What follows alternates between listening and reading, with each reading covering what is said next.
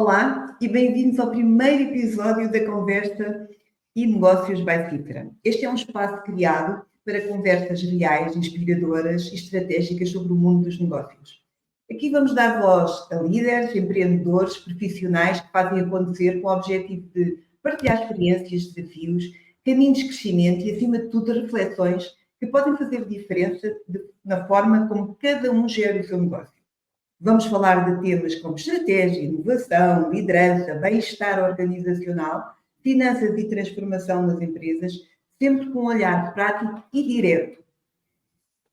E para começar esta viagem, é com enorme prazer, diria mesmo prazer e honra, que dou início à conversa e negócios by Cifra, com uma personalidade, com uma convidada que personifica exatamente aquilo que queremos fazer para este espaço. Conhecimento, visão estratégica e autenticidade. Daniela Lima é a primeira convidada oficial deste projeto e não podia estar mais bem acompanhada neste arranque. Licenciada e mestre em gestão de recursos humanos, com mais de 20 anos de experiência na área, é pós-graduada em segurança e saúde no trabalho, com forte experiência na indústria em contextos nacionais e internacionais. Doutorada em comportamento organizacional, tem publicado em revistas académicas e livros científicos e é também professora convidada no Politécnico de Setúbal e na Universidade Europeia.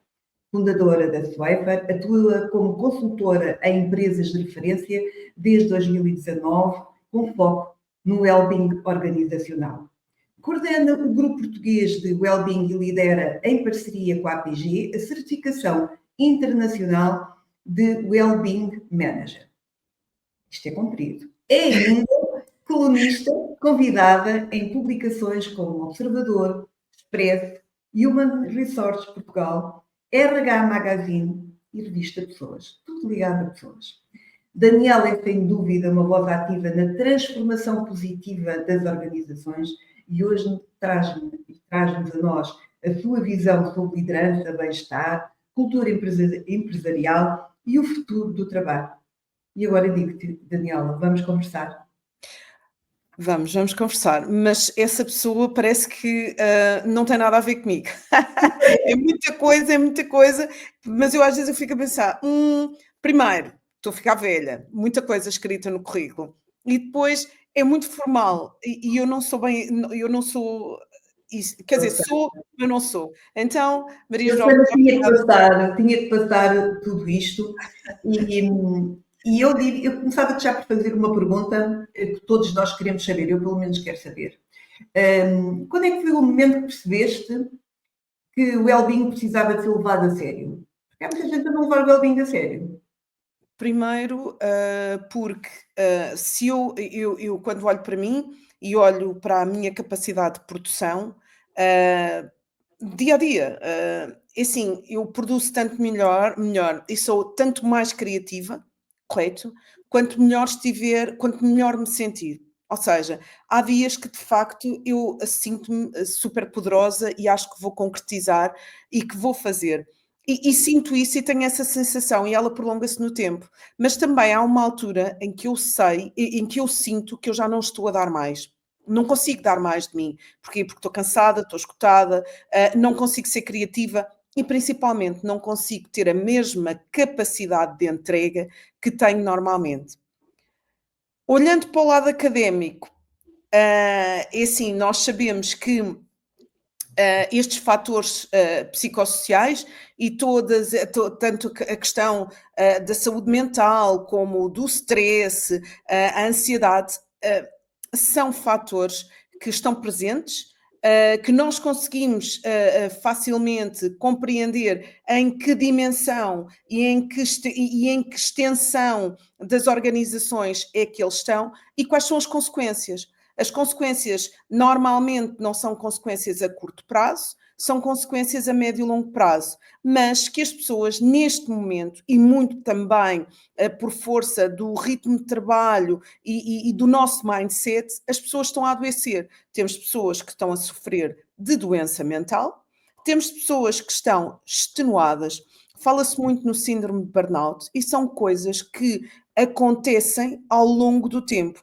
Eu, no meu caso em específico, eu encontro o well-being quando estou a fazer a minha tese de doutoramento.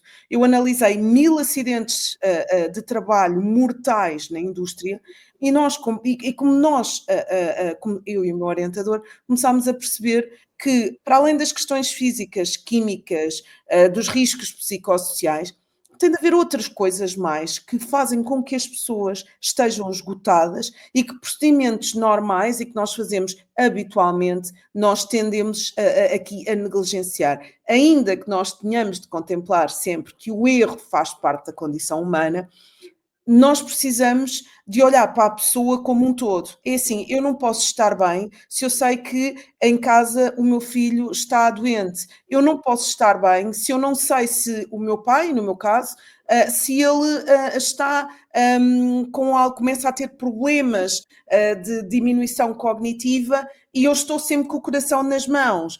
Eu não posso estar bem se eu tenho problemas, se eu não estou a conseguir fazer face às minhas despesas como eu gostaria, e olhando para aquilo que eu trabalho, para aquilo que eu estou a oferir, eu sinto que não estou a conseguir. E quando eu não estou a conseguir, vai ter impacto na minha saúde mental, que concomitantemente vai ter impacto nas relações sociais com que nós vamos estabelecer ao longo do dia, tanto com as nossas filhas como com os nossos colegas. E muitas das vezes não é que as pessoas não sejam boas pessoas ou que as pessoas não queiram dar o melhor de si. É, as pessoas não têm recursos e não sabem como fazê-lo.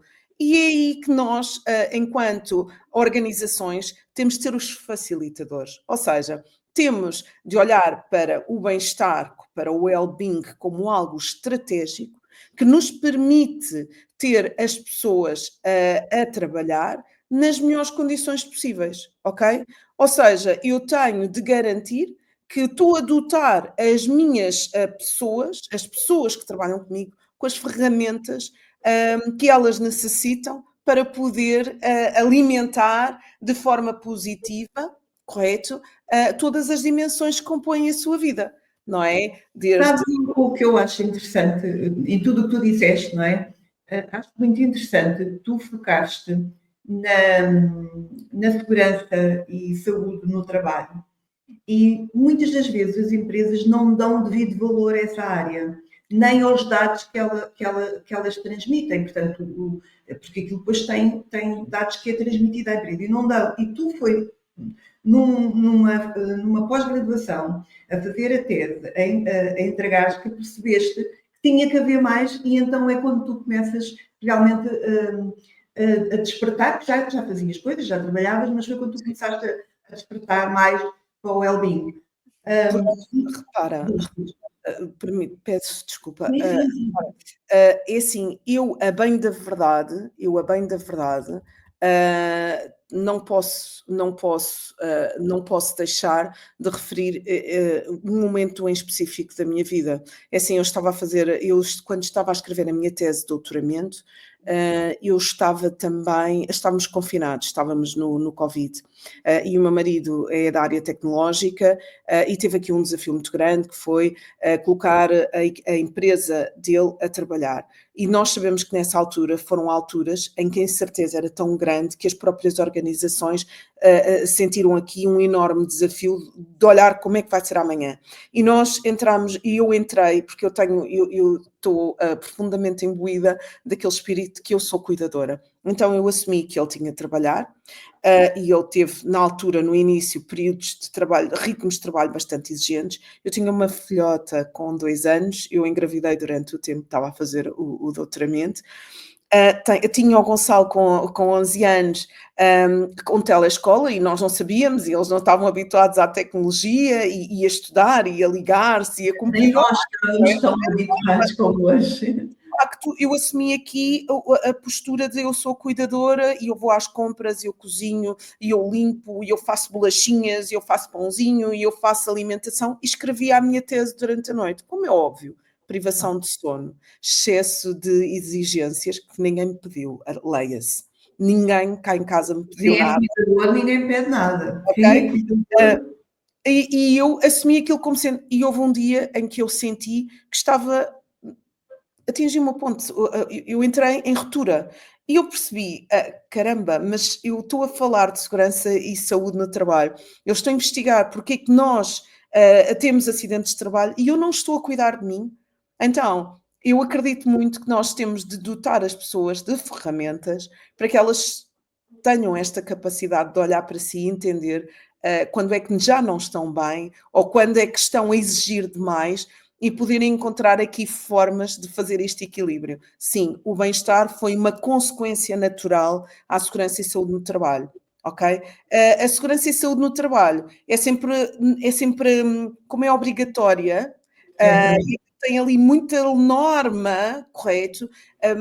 Muitas das vezes as empresas até querem cumprir, correto? Mas não sabem muito bem como fazer, ok? Eu sei que tem o relatório único para enviar, Estamos nesta fase de entregar. exatamente, que tem o programa de formação que devem cumprir, correto? E o não cumprimento acarreta depois um conjunto de consequências, mas acredito que nós também funcionamos e devemos funcionar, principalmente quem está mais ligado a estas áreas,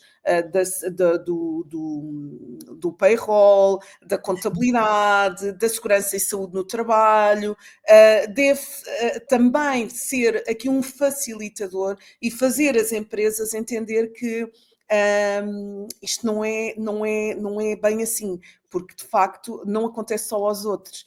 Qualquer dia podemos ser chamados para fazer evidências de que estamos a cumprir. Esse é o meu dia a dia da minha equipa e é realmente nós estamos aqui para facilitar, mas também do outro lado tem que perceber que é para facilitar. Mas eu peguei neste assunto porque realmente é importante que as pessoas olhem para ele, não se calhar de uma maneira tão técnica, mas o que é que podem tirar de lá para os ajudar no Wellbeing. Mas tu, a determinada altura, no meio disto tudo, também tiveste aqui uma necessidade, digamos assim, de experimentar seres, além de mulher e de tudo mais que tu fazes, seres empresária. E eu gostava de te perguntar como é que tem sido esta experiência de ser Olha, empresária em Portugal? João, é assim. Eu já trabalho por conta própria aqui há alguns anos. Entretanto, estive ligada à área da segurança e saúde, e no dia em que entreguei a minha tese de doutoramento, que foi extremamente intenso, dia 4 de janeiro, no dia 5 de janeiro, tive aqui uma conversa com o meu marido, e ele dizia-me, então agora vais tirar férias e vais... Eu pensei, como? Depois de ter estado tanto tempo aqui a ativar a mente, porque para mim é muito importante manter a minha mente ativa. Não, eu não vou ficar em casa, pensei eu, porque eu não quero ficar em casa, eu não sei ficar em casa e vou dar cabo da cabeça de toda a gente. Estavas a voltar do Covid, não é? Estavas a Logo regressar, após não do é? Covid. Após o E, Covid. e vira-se o meu marido, mas tu alguma coisa se há de arranjar. Eu vou partilhar aquilo que é a minha melhor versão e aquilo que eu aprendi com estes 2 anos, sensivelmente, que nós tivemos aqui mais parados. E ele ficou assim a olhar para mim e disse-me boa sorte, porque em Portugal é preciso ter mesmo muito boa sorte. Bem, desde E gerir. tens, desculpa interromper-te, e tens mais uma coisa, que é seres mulher na liderança, portanto, é tudo um conjunto. É, é. Ajuda-nos a perceber. Bem, então é assim. Primeiro, tenho tido imensa sorte com as pessoas que tenho conhecido. Tenho tido homens, a começar pelo meu pai, que o meu pai sempre foi um grande facilitador no que diz respeito aqui a nós termos a nossa autoconsciência. Nós somos tão mais agregadoras e empoderadas quanto mais ferramentas nós dominarmos. Então, o meu pai fez tudo o que pôde para nos dar a licenciatura. Isto porquê? Porque o meu pai foi de facto um homem que nos facilitou, somos duas irmãs. Posteriormente tenho um namorado e marido, portanto nós nunca deixámos de namorar, há 28 anos que namoramos, e ele sempre foi um facilitador também. Ele acredita que nós mulheres temos imensa capacidade e que nós podemos dar ao mundo um contributo incrível, correto? Não estou a ser feminista. Agora, a verdade é que vou tendo outras pessoas, outros homens e outras mulheres que de facto me ajudam, que me dão fazem aquela partilha, porque muitas das vezes não é tanto, ainda ontem estive num evento com empreendedores, havia muitas mulheres a empreender, e o mais importante é e o dinheiro, minha querida, não é o dinheiro.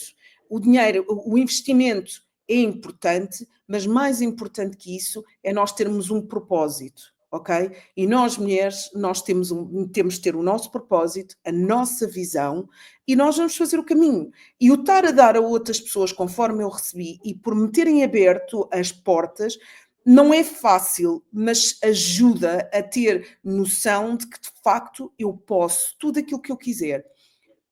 Quando estás a trabalhar, muitas das vezes pensam que tu não tens aquela ginástica, não é? Porque não és homem, e quando estás a discutir um contrato, quando estás a discutir um tema, quando estás a discutir a estratégia, quando estás aqui a decidir, não é? Que é assim, que eu pensei que fosse melhor do que aquilo que é. Decidir é um peso muito grande, correto? E ter esta capacidade de dizer, não, eu sou muito boa, eu sou capaz e eu vou conseguir. De facto, é difícil, mas recomendo a toda a gente que sinta o bichinho, que o faça. É assim, entregar o IRC não é fácil, compreender que ter o dinheiro que está na empresa não é nosso, é da empresa, definir objetivos, criar novos produtos, aliar a investigação, ir buscar aquilo que se está a fazer, estar com pessoas mais novas, que nos trazem ideias novas e que nos permitem crescer. Correto? Estar com pessoas mais velhas que já fizeram o caminho e que já estão há muito mais tempo que nós a fazê-lo, e é tão bom porque nos poupam tanto tempo, não é? Maria João, aqueles almoços de vez em quando, Maria João, bora, não sei o quê, e vamos falando, e eu vou pensando, vou ouvindo e vou pensando.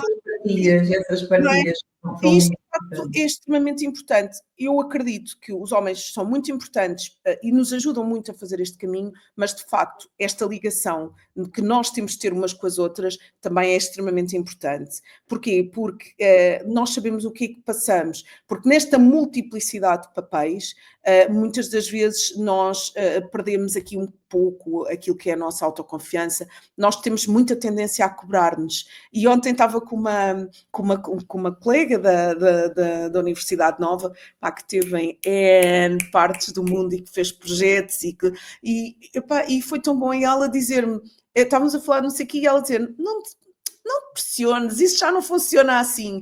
E eu, de estratégia, ela é mesmo de estratégia, de gestão estratégica. E já viste isto e aquilo? Eu não tinha visto isso assim. Ótimo. E é isto, mas é um desafio. Nós, mulheres, temos aqui um papel muito grande e temos de nos ajudar umas às outras e dar à sociedade, independentemente de ser homem ou ser mulher, mas nós, mulheres, devemos alavancar-nos. E foi exatamente isso que eu fiz ontem, com jovens empreendedores que estavam a iniciar os seus projetos, uns numa fase mais avançada, outros numa fase mais incipiente, mas estavam lá duas mulheres que tinham duas ideias, que eu estou ansiosa de começar a trocar ideias com elas, porque acho que aquilo tem mesmo pernas para andar e quero fazer parte dessa história, porque sei que não é fácil, porque nem toda a gente nos vai abrir portas, porque vamos levar muitos nãos e temos de aprender a gerir quando nos dizem que não e transformar isso numa oportunidade, correto? Não porquê. Isso é uma aprendizagem. Eu também comecei o meu negócio, digamos assim, a minha empresa há quase 19 anos e tem sido uma aprendizagem. E, de facto, as mulheres e os homens, para mim, são importantes, mas nós, mulheres, temos que nos ajudar mesmo muito umas às outras, porque a sociedade é um pouco diferente e vê as coisas um pouco diferente, mas eu tenho muita esperança que as coisas estejam a mudar. E olha, onde tu estiveste ontem, eu também já estive como mentora e é um espetáculo, é muito bom. Quem quiser saber onde é que estiveste, siga-te no LinkedIn, que tu tens lá um post em como estiveste lá. Portanto, vão ficar a saber onde é que tu estiveste. E abracem vários projetos, porque quando nós temos coisas para dar, quando nós já temos aqui uma história, há pessoas que estão a começar a história, há de haver muitas que nós não vamos ter impacto. Passaram por aquilo mas há muitas que É. precisam destes testemunhos, destas histórias, que é para poderem também fazer o caminho, acreditarem que é possível. Pronto, e eu sinto muito isso. E é o que eu faço. Desculpa, Daniela, te interrompi. Voltando aqui ao Wellbeing, e, portanto, voltando um bocadinho àquilo que tu, ao fim e ao cabo, fazes muito no Wellbeing organizacional, o que é que impede tantas empresas passarem da teoria à prática? Porque há muita gente que fala no Wellbeing, mas às vezes até confunde o Wellbeing e não sabe bem o que é que estamos a falar. Mas o que é que inibe as empresas ou impede as empresas passarem da teoria à prática? O que é que tu achas que está aí em causa? É assim, eu acredito que existem vários fatores. Eu acredito que há muitas pessoas que acham que é uma moda, ok? Uma tendência, está na moda. Mas eu acho que não, eu sinto que não.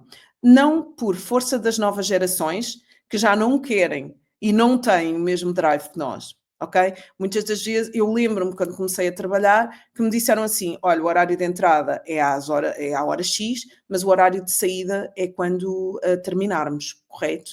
E eu na altura achei aquilo perfeitamente normal. Hoje eu acho que não vai funcionar muito bem, ok? Até porque, como dou aulas no Instituto Politécnico de Setúbal, é assim, eu acho que com eles não vai funcionar muito bem. Não é que eles não queiram trabalhar, nós queremos todos encontrar aqui momentos de equilíbrio, ok? Eu acho que isto é extremamente importante. Há muitas organizações que as lideranças, as chefias de topo, ainda não entenderam do ponto de vista estratégico, qual é a mais-valia. Então temos de encontrar indicadores, ok? Tudo o que nós fizermos, tudo o que se pensar fazer ao nível do well-being deve ter indicadores. E depois há muitas empresas que já fazem muitas coisas que não lhes chamam bem-estar, mas que acabam por ser práticas que vão ter como consequência o aumento dos níveis de bem-estar dos seus colaboradores. Ainda assim, e acho que é extremamente importante dizer que o bem-estar está ao alcance de todas as organizações, correto? Está ao alcance de todas as organizações. As organizações é que têm de sentir vontade de abraçar. Independentemente de ser uma pequena empresa ou de ser uma grande empresa, nós temos de adequar a cada uma delas e desenvolver uma estratégia, ok? Porquê? Porque falar em bem-estar, temos de perceber qual é o posicionamento dos 4 eixos estratégicos do bem-estar. E falamos da saúde mental, do bem-estar físico, do wellness, falamos da qualidade das relações sociais que se estabelecem dentro da organização e do bem-estar financeiro. Como é que as pessoas... Bem-estar financeiro, leia-se, literacia financeira. Sim. Nós precisamos de entender como é que estes 4 eixos estão na organização, qual é o seu posicionamento e o que é que nós queremos fazer. Não é a organização. A organização vai decidir estrategicamente que eixos trabalhar de acordo com aquilo que é a percepção dos seus colaboradores.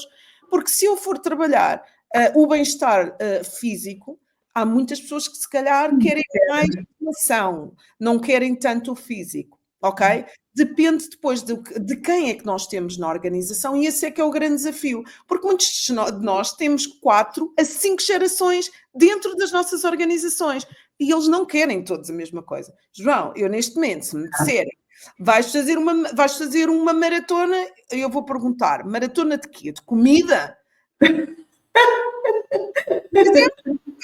Claro. Dizer que não é bom, é ótimo, mas não é o que eu quero, ok?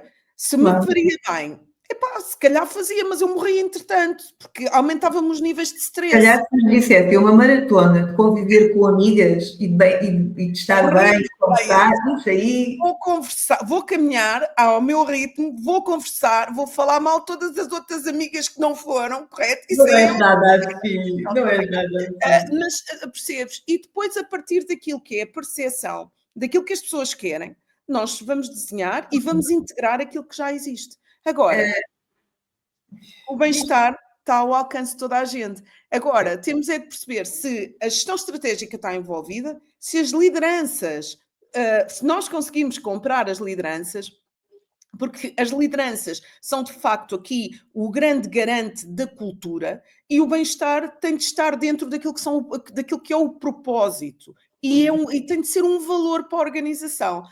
Senão, é complicado, estamos a falar apenas de operações de cosmética. Claro, Isso não o que eu acho é que ainda há muitas empresas a pensarem, então isto tem retorno? depois, Tem os tais retorno indicadores. financeiro? É que muitas empresas estão a investir porque acham que é uma moda e têm que acompanhar a moda. Há outras que sim, que faz parte da cultura Decoração. delas, dos valores, é Yeah. verdade. Mas também há aqueles que dizem assim, mas isto vai ter retorno financeiro, o que é que vai acontecer a seguir? Aumento da E produtividade. como é que tu consegues provar isso quando vais Olha, falar com uma como é que empresa? nós podemos? Isto é assim, não há soluções ideais. E nós não podemos achar que se estamos a investir hoje no bem-estar que vamos recolher frutos daqui a 6 Não meses. percebe. Mas nós, quando estamos a implementar um programa, nós sabemos quais são as dores da organização. E é pelas dores que a organização tem que nós vamos começar a vamos buscar os indicadores, entre outros, que já existem, que nós conseguimos controlar, correto? Nós temos de ir buscar essas dores, ok? E é por aí buscar que tu vais. É por aí que tu, com essas nós- dores, é o que tu dás a indicação e faz todo o sentido. Agora, existem muitas empresas ainda que têm um orçamento, eu pelo menos aconselho a todas as empresas para fazer um orçamento. E têm um orçamento, mas esse orçamento para o Wellbeing ainda é pequeno, ainda é um valor baixo. Qual seria a melhor estratégia para iniciar um bem-estar, ou wellbeing, como quiserem chamar, mas com um orçamento pequeno? Porque a empresa ou não tem possibilidade ainda, mas quer fazer, porque há muita empresa que de facto quer fazer, e eu tenho aqui clientes nesse sentido que querem começar, mas aos poucos, e às vezes coisas pequenas é mais importante do que começarmos grande e depois naquilo não tem consistência. Como é que tu consegues dizer a uma empresa que tem um orçamento pequeno qual será a melhor estratégia inicial? Olha, eu começaria por promover, fazer a aproximação ao tema, nomeadamente através de workshops, de ações de formação transversais a toda a organização. Porquê? Porque parece-me a mim que se for, ou seja, o ideal seria fazer um assessment, que é para perceber qual é o posicionamento, correto? E a partir daí desenhar uma estratégia. Mas vamos supor que nós não queremos ou não temos condições para fazer esse assessment, eu começaria por sugerir fazer uma aproximação através de workshops, através de formação, aos 4 eixos estratégicos do wellbeing. Neste momento, nós temos muitas empresas a pedir para trabalhar as questões emocionais, não é? Como é que nós fazemos esta gestão das nossas emoções, que tanto impacto tem nas pessoas com quem nós trabalhamos e nas lideranças, e muita questão também da literacia financeira. Porquê? Porque quando se fala no bem-estar financeiro, as empresas pensam que têm de aumentar ordenados e não é isso que nós estamos a falar. O que nós estamos a falar é ajudar as pessoas a desenvolver um conjunto de estratégias que as permita gerir melhor aquilo que é a sua vida. Correto? Trabalhar também, promover aqui momentos em que as pessoas também vão trabalhar ao nível da ergonomia do posto de trabalho, a ginástica laboral, por exemplo, ao nível do wellness, criar um momento, até existem cursos online para praticar yoga, correto? Existem tantas Tanta soluções coisa, é verdade. e que não são caras. Portanto, desde que esteja alinhado com aquilo que são,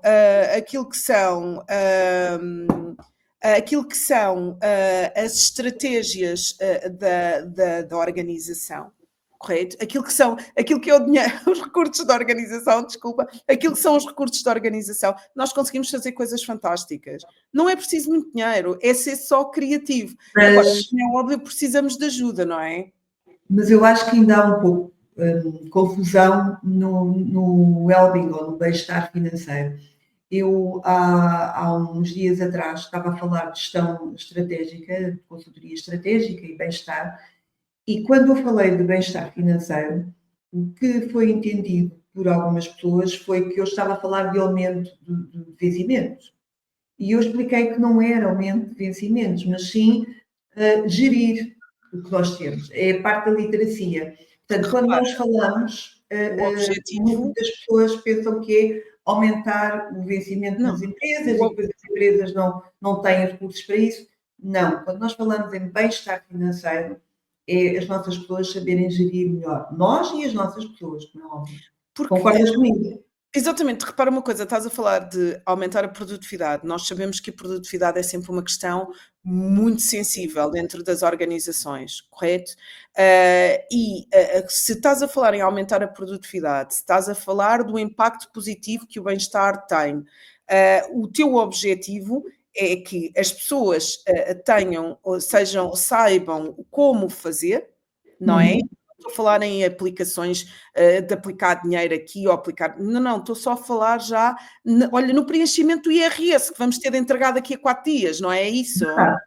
Pronto, e aprender o que é que eu posso fazer, como é que eu vou fazer, São coisas muito, muito práticas, muito práticas mesmo, que as pessoas devem saber, que é para aumentarem, para poderem ficar com maior liquidez, para poderem fazer a gestão do seu dia a dia e assim poderem aumentar os seus níveis de bem-estar e diminuir os problemas de ansiedade, de stress.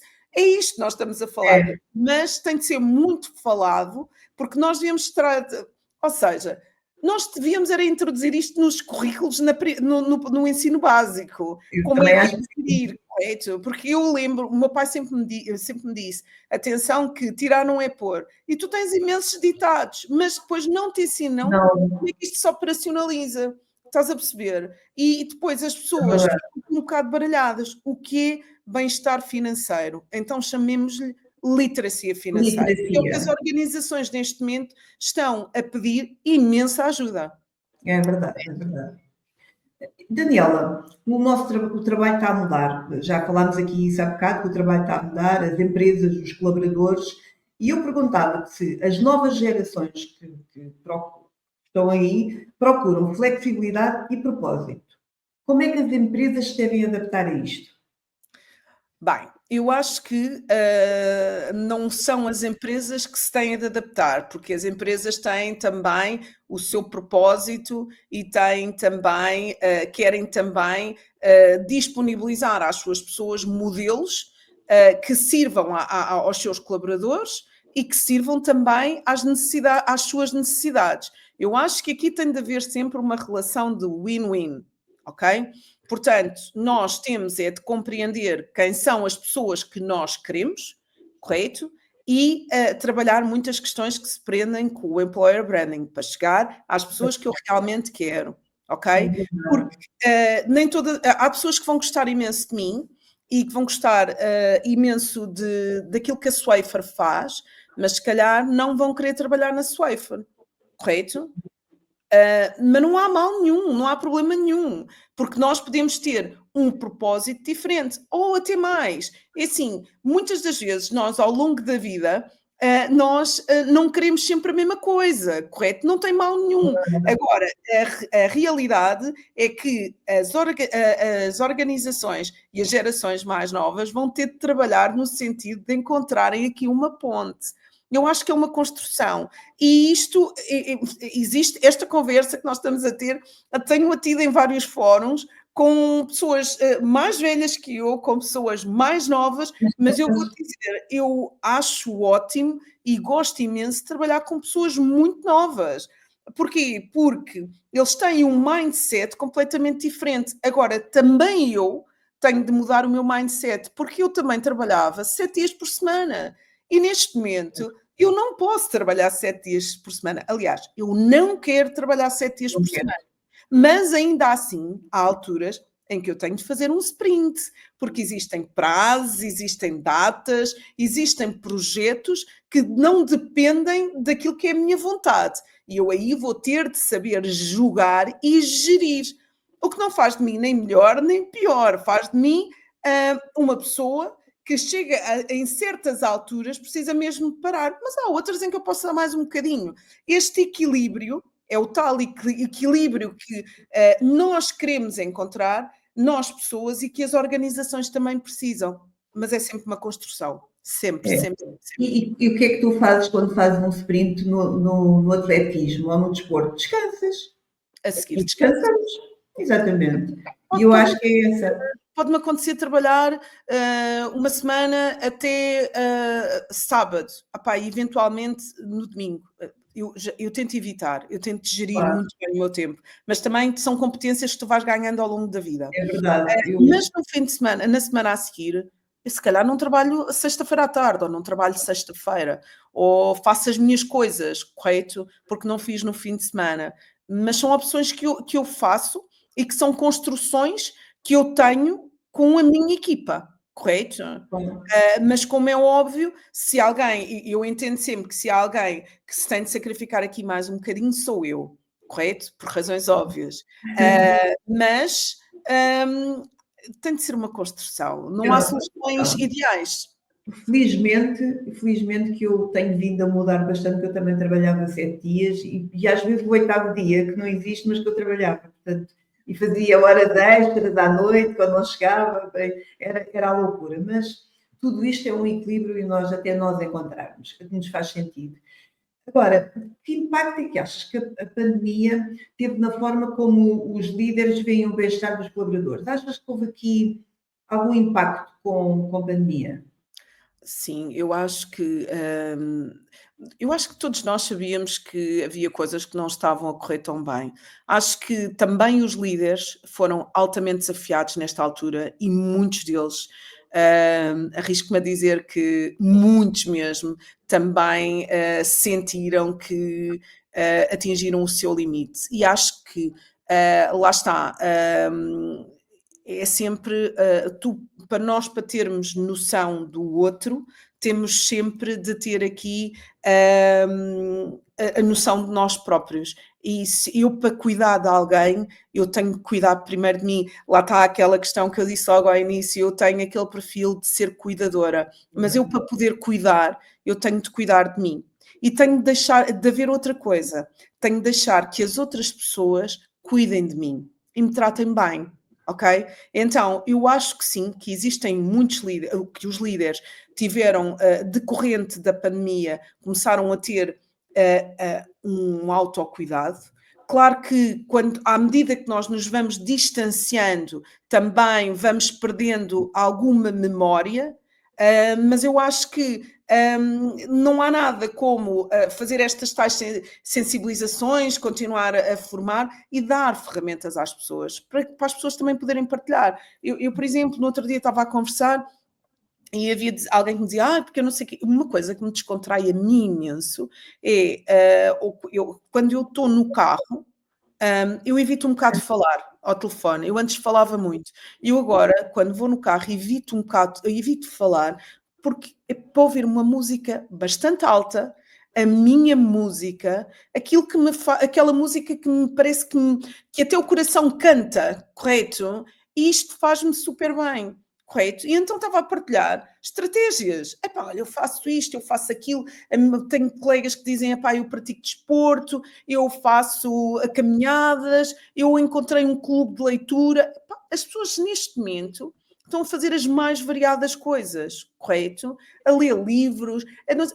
E isto é importante nós partilharmos, nós sensibilizarmos e irmos sempre falando, porque nós continuamos em sofrimento e os dados estão cá, e a Ordem dos Psicólogos também tem trazido dados alarmantes, tem trazido o impacto do stress, da ansiedade, do burnout naquilo que é a economia portuguesa, correto? O impacto do custo. Portanto, nós temos de continuar a falar e temos de continuar a trabalhar e a estudar e a trazer dados e a trazer estudos, correto? E a levar para as organizações questionários e ferramentas para que eles percebam onde é que eles estão também, que níveis de exaustão, como é que as pessoas estão do ponto de vista físico, como é que as pessoas estão do ponto de vista da saúde mental, porque a saúde, de acordo com a Organização Mundial de Saúde, diz que é um estado de bem-estar físico, mental e social, ok? Portanto, se nós não tivermos estes 3 eixos acautelados, correto? Então vamos ter empresas e organizações Vai e correr mal. lideranças que não são sustentáveis a curto prazo. É verdade, vai correr mal. Agora gostava de falar um bocadinho do futuro do wellbeing organizacional. E tu que és das pessoas que eu conheço mais informadas e com mais conhecimento sobre o assunto, gostava de perguntar que tendências é que vêm aí do mundo do trabalho e bem-estar organizacional, desculpa. Que tendências? Eu acredito que, e inclusive já temos aqui novos modelos a surgir, modelos estes que resultam também muito daquilo que é a nossa prática organizacional e da recolha de dados que nós temos a oportunidade de fazer nos vários clientes e da análise que nós fazemos vão emergir novas dimensões. Dimensões essas que, inclusive, não querendo fazer publicidade, nós vamos lançar no próximo evento que vamos ter agora, dia 2 de outubro, o Wellbeing Lisboa, no pavilhão do conhecimento. Podes fazer publicidade, é livre, faz à vontade. Não, porque olha, não se paga, nós temos muito gosto em receber as pessoas, o que nós queremos mesmo é partilhar o futuro, e o futuro vai incluir mais dimensões, mais eixos, correto? Para além destes 4 eixos, sendo que estes são a base e os outros acabam por ser, vão-se derivando, inclusive trazer aqui dados de Wellbeing Analytics, que é para perceber como é que as organizações também podem fazer as suas opções. Correto? E como é que elas podem definir a sua estratégia com base aqui naquilo que são os novos eixos, as novas dimensões, por exemplo, toda a parte do desenvolvimento dos colaboradores. Há imensas... Vais partilhar essa informação em que dia mesmo, em outubro, que eu não ouvi bem? Dia 2 de outubro, no pavilhão do conhecimento. Vai ser um dia fantástico com pessoas e com profissionais que trabalham estas áreas fantásticos e que têm imenso valor e que vão levar aquilo que melhor se está a fazer em Portugal ao nível do bem-estar. Já está na agenda, já está na agenda. Olha, se pudesses mudar uma coisa no mundo do trabalho, o que é que mudarias? O que é que seria? O que é que eu mudaria no mundo do trabalho? Excelente questão. Eu mudava algumas coisas, eu não mudaria uma. Mas uma que eu mudaria de certeza absoluta e daria às pessoas é autonomia. Dar-lhes-ia muito mais autonomia, porque acho que as pessoas, quando têm autonomia, são muito mais felizes naquilo que fazem e iria incentivar sempre o espírito crítico das pessoas. Porquê? Porque muitas das vezes percebe-se que as pessoas estão a fazer o trabalho, as pessoas conhecem de trás para a frente o seu trabalho e têm ali outputs incríveis que ajudam imenso, não só a melhorar aquilo que é a função, o trabalho que estão a desenvolver, como os tempos de trabalho e a qualidade na entrega desse mesmo trabalho. Ok? Eu deixaria as pessoas... O que eu apelo sempre é mais autonomia, correto? E muito mais espírito crítico. E feedback. Dá, 3. Sim, 3. Sim, não. três, acho que estão interligadas, todas elas. Olha, tem sido aqui um gosto estar aqui a falar contigo. Para finalizar, eu tenho que fazer aqui uma pergunta que eu quero muito saber. Se hoje tivesses que deixar um único ensinamento para a próxima geração de líderes e empresários, qual é que seria? Sejam menos exigentes convosco e trabalhem no sentido de estarem bem, com o propósito de atingirem a vossa felicidade. Daniela, foi um gosto estar aqui contigo à conversa. Obrigada. A primeira de conversa e negócios by Cifra. Mesmo muito obrigada. Obrigada E eu. todos os insights e partilhas que tu fizeste aqui vai fazer com certeza diferença para os empresários, empreendedores e pessoas no geral, todas.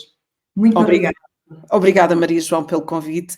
É sempre um gosto, é um privilégio estar contigo, porque tu, de facto, és uma inspiração. És uma mulher audaz, autêntica, genuína e com uma força incrível para fazer acontecer, para concretizar. E, de facto, é o que nós precisamos. Precisamos de mulheres que concretizem, que é para dar o exemplo para as que vêm a seguir. Olha, para a minha Mónica, por exemplo. Exatamente. Muito Obrigada mais uma vez. Obrigada.